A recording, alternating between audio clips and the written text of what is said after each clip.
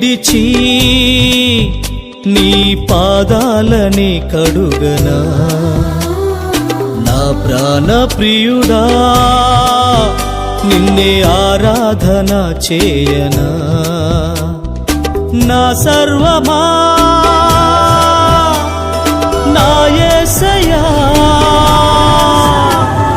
నా సర్వమా నా యేసయ్యా ఆరాధన చే